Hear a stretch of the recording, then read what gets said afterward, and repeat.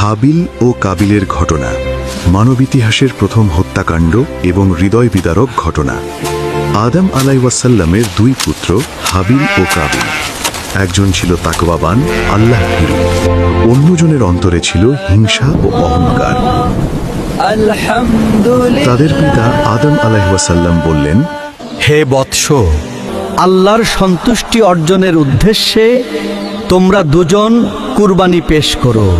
হাবিল তার সেরা পশুটি কুরবানি হিসেবে আনে, আর কাবিল আনে নিম্নমানের ফসল।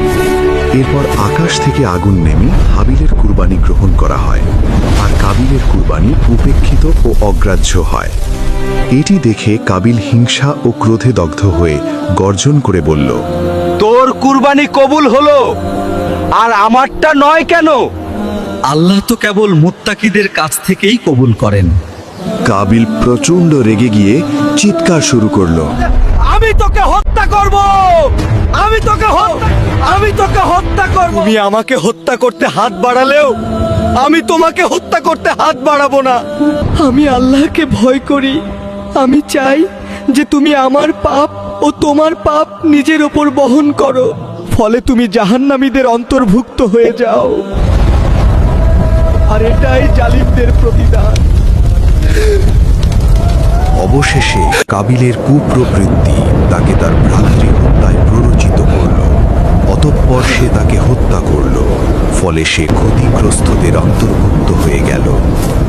অনুশোচনায় কাবিল লাশ নিয়ে দিশেহারা হয়ে গেল। তখন আল্লাহ একটি কাক পাঠালেন।